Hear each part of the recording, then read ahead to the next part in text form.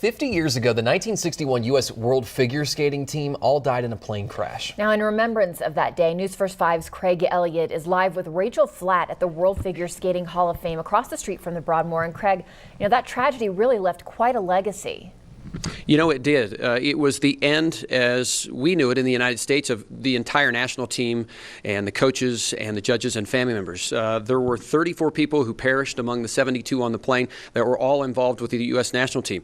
It was just shortly days after that, less than 2 weeks, that a memorial fund was set up for skaters that still exists today. And as a matter of fact, you can see some of the symbols here at the Hall of Fame that talk about how important the memorial fund has become. I mean, just for basic things like even just skates. And to talk a little bit more about the Memorial Fund is Rachael Flatt. Rachael, it is lovely to have you here. And tell us, you actually have been a beneficiary in ways from the Memorial Fund.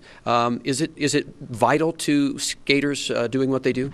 Absolutely. It's definitely crucial to a skater's career, especially as they're moving up among the ranks in novice and junior. But it's a wonderful, wonderful cause, and it's amazing how many champions have benefited from this. And you're doing something kind of interesting with some of your costumes or your dresses. Why don't you tell folks what that is? I think it's a great idea that's actually helping the Memorial Fund. Yeah, I actually donated a couple of my dresses to myskatingmall.com, and all the proceeds are going to the Memorial Fund. So. And just average everyday citizens who are watching, or maybe who have kids who skate or were skaters at one time, they can help with the Memorial Fund as well? Yep, absolutely. They can donate through U.S. Figure Skating to the Memorial Fund, and help out some of the up-and-coming skaters. And I think it's only fitting that you're standing in front of a really wonderful picture of Peggy Fleming. When she won her gold medal, I believe back in 1968, one of the things that she said since then is that the Memorial Fund was one of the reasons that she was able to keep skating.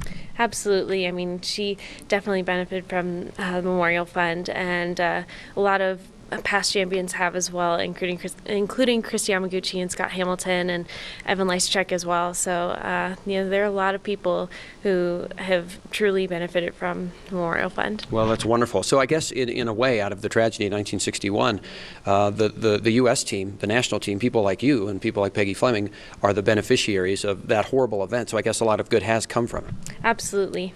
Okay, so we appreciate your time. Again, Rachael has been up early with us. She's actually going to start training again at 9, and then again later in the afternoon, since she's going to come back here for an event here at the Hall of Fame. The new exhibit about the legacy of the U.S. World Team in 1961 and the crash in Brussels, Belgium, just opening today. You can also find out more about the Memorial Fund. Really, really important stuff that have these interesting connections way back when to this event that they'll be celebrating the anniversary of 50 years ago, and how it really is kind of the catalyst to how strong the team has become after the team disappeared from the face of the earth in a flash almost 50 years ago.